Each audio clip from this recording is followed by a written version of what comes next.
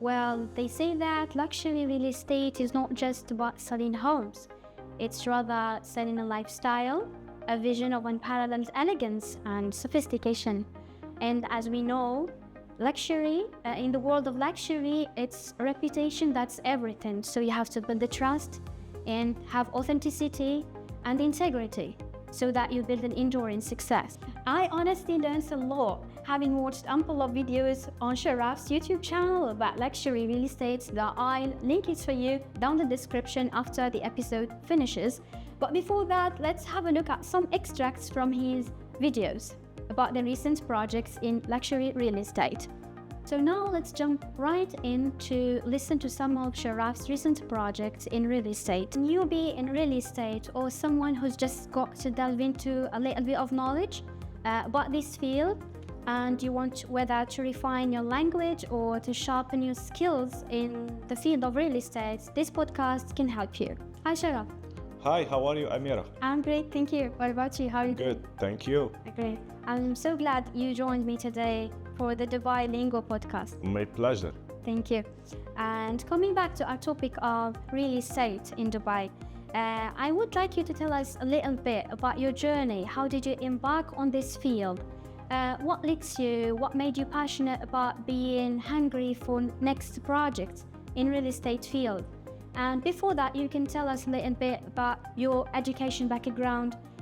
What helped you to move to this field of real estate? What did you study before? So thank you so much. So I study, of course, I study in Morocco, and I got my bachelor degree and in science of physics. Then I study in the university. After the university, I got my diploma in cabin crew, and I work in the airports in Morocco. Then I get an offer to come to Dubai to work in the hospitality. In the corona pandemic in Dubai, of course, the business shut down. Then I just get a call, just randomly call to work in real estate from one of the directors in the real estate companies. So I jump and I start to work. It was a bit difficult before, but my experience in customer services and my languages, it helps me a lot to continue and to build my profile in real estate. And now I'm working in one of the largest companies in Dubai, which is Aqua Properties, which make me feel more comfortable and I'm getting more investors nowadays, and I'm building my reputation in the market. Awesome, Charaf. Thank you. And I'm curious to know, how do you feel every single day? Like, what's your passion like before you jump into your work, before you go for another project? How do you feel like every day? How passionate are you? What leads you? I can be more passionate, especially in my industry, real estate. So it makes me feel that I'm really hungry to work every morning, as I plan always times and days ahead before my journey starts. So in my journey, like I have like a crazy agenda, how I start my work, how I go to developers, and how I go to my office, and how I meet my clients. So of course, like it's for me, it's hard, but it's more comfortable. I love to be active and proactive in my daily basis with my paperworks, my works, emails, meeting my clients, investors, and follow up their payments and helping them to do the snagging and handover of their properties. That's nice, interesting, good job. Well, Charaf, you're being put in the light of being the link, let's say, between the property developer and the investor or the buyer. And you've been described in the public eye as being the integrity agent. We're so honored to have you being named under this title. Could you tell us, why do you think investors should take the opportunity invest in 2024 projects here in Dubai? Yeah, as we know recently, the market and the statistic of Dubai real estate market, it's increasing. We never saw that the market, the statistic, it's going down or in the middle. So it's always going up. For example, the last year, the client who bought in certain prices, certain projects, now they are selling it with a big and high capital appreciation, which is minimum 30 to 45% profit. This is why it encouraged the investors or the future buyers to keep an eye on 2024, to keep on investing and buying. So it helps. It's easy. Like it keep the picture clear in front of the eyes of the buyer or the investors that no, this is the best place to invest, which is Dubai real estate market. Great. And I've seen as well on your YouTube channel, you've been talking about some stunning and exquisite projects, including the tallest tower in the world after Burj Khalifa. Is that right? I think it was called Six Senses Residences. That was in Dubai Marina. And another tower that's called Iconic Tower by the Red Development in Dubai Internet City. Also talking about the Edgewater Residences. And finally, the Tiger Sky Tower. Could you tell us how valuable do you see investing in these projects in Dubai recently? And tell us a little bit about each of these projects. Correct. So as we know now in the market nowadays, there is a big competition and a lot of competitive competitors in Dubai. Each developer will give his best to gain the credibility of his product. So yeah, there are always like the second towers, third towers, first towers. There's always competitors. So every single developer would like to give his real pictures that he is really strong to build that product in the market to gain more investors, and of course to give the beauty of Dubai. As we know, it's all about buildings and tower, tallest, largest, strongest. This is Dubai, to be honest. And most of the developer they compete each other to build that relationship. Even when we speak about the quality, of course, every single developer is improving the quality of his finishing. And if you see the videos, there is always every single product has his own client. Every single product has his own value. Depend of location, prices, amenities, design of the building. As when there is a lot of design of every single building. That's it. That's awesome. I'm curious, is the Six Senses Tower the tallest tower after Burj Khalifa nowadays? It was Six Senses, but now like last week we were in an event of one of the largest developer like Tiger, and they launched a beautiful tower, like a compensation of 122 stories. Oh my God. So it took about 122 floors, which comes now after Burj Khalifa. Now tomorrow we never know which developer will launch a tallest tower again. The tallest than Burj Khalifa itself. We never know. There is something surprise that it's coming up soon, but let's see. We will see in the future. That's awesome. Great. Thank you, Charaf. And let's move to talking about tenants and investors, potential buyers and investors. They usually inquire about core points, of course, before getting engaged into a contract of investment. So what are the main points do they usually ask you? As integrity agents, of course, they need to be with someone who is trustworthy, like you. They usually, I've heard, like they can be asking about maybe location, amenities, visa regulations, security, the maintenance services, the developer reputation, most importantly, the pricing, payments plans, rental yields. Could you tell us a little bit about these things? Definitely. So before purchasing, the buyer always will be asking like certain question about the reputation and credibility of the developer. If he's handed over in the properties on time, how about the maintenance? Like if I am a buyer and I want to invest in this project, what I will get and what the developer will get for me, and about the location, is there is a big demand of this certain location area, and how much I will rent it out, or during construction if I want to flip it or sell it, how much I will gain as a capital appreciation. So of course all this question there is an answer, and then we will put the buyers and we will give him to compare between, for example, 2 or 3 projects in the same area, and then if you want any advice, I end up with him giving him the best advice and the best option based on our previous investors purchase. That's nice. Oris, could you tell us about the visa regulations point? What do they usually need to know? Yeah, for the visa, like now it becomes famous in Dubai that there is 2 types of visas. Basically, there is the investor's visa, which is for 2 years if any buyer purchases a property value more than 750,000 dirhams, talking about local currencies. This is investor visa. It can be for him and for all the family. And then it can be renewed. So everyone is asking, yes, it will be renewed. And then there is second visa, which is the golden visa, valid for 10 years. This is if any buyer, any client will buy a property value starting from 2 million dirhams. Awesome. the rental yield and investment potential. What can you say about this point? So for the rental yield, there is a lot of type to make your investment. You can rent it in short time, holiday homes, Airbnb, or if you wanna rent it one time, 1 year.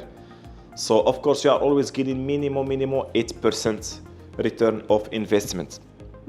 Great, thank you, Charaf. Let's move to another question. In your opinion, what is the best plan that someone can put forth to start their first investment in real estate? So of course I advise. How could it be? Yeah, so I advise every new investor in Dubai to start with medium ticket products. Like we can brief them about the current market, about the product which is existing now according to the launches and the fast selling. And then based on these details and informations, will help the client to get a unit in a good project so that he will start. And of course, I know, which is based on my experience, after he starts his first investment, again, he will call again, I will try to sell and flip, sell, flip, sell, flip. Could you tell us a little bit about the medium ticket? What does it stand for? So medium ticket, we are talking about like not a very expensive product.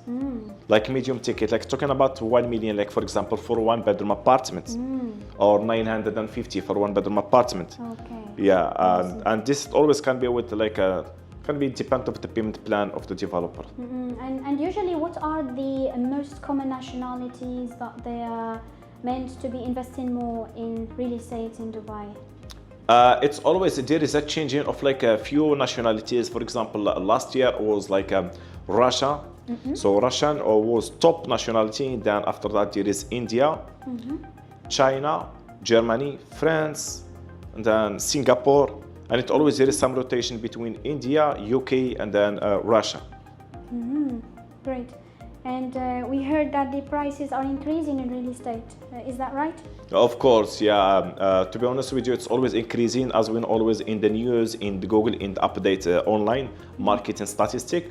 It's always increasing. It's always increasing, and then we will never know when it will go down. Thank you. Talking about the real estate developers, I know it's a little bit far off from our real estate thing, but you're all linked to each other. So what are the primary responsibilities of a real estate developer? So of course in Dubai, the developers, when they sell your property, of course they just sell and close now. They sell and they follow up, and they keep maintaining the property and the building from A to Z. When it comes to the swimming pools, gym and facilities, sauna, spa, jacuzzis, and elevators, of course all the amenities from outside and inside the building will be maintained and taken care by the developments. And we have seen that there are different types of buildings, units, etc. So the design varies from one property to the other. So what are usually the common types of designs or units that you come across that attracts potential buyers or investors? Yeah, so there are so many, there is difference between a lot of buildings. So there is villas, townhouses, mansions, and building. Building, there is a high-rise building, low-rise buildings. There are some buyers that they want to buy like low buildings, low-rise, like talking about 10 floors, 8 floors, 20 floors. And there is high-rise building, 80 floors, 70 floors, 100 floors. And that type of apartments, talking about there are studios, 1 bedroom, 2 bedroom, 3 bedrooms, or 4 bedrooms. And then there are simplexes, duplexes, and triplexes. What do we mean by duplexes? So simplexes, which is a simple apartment, like simple apartment where there is a kitchen, a living room, and there is a bedroom. This which is simple.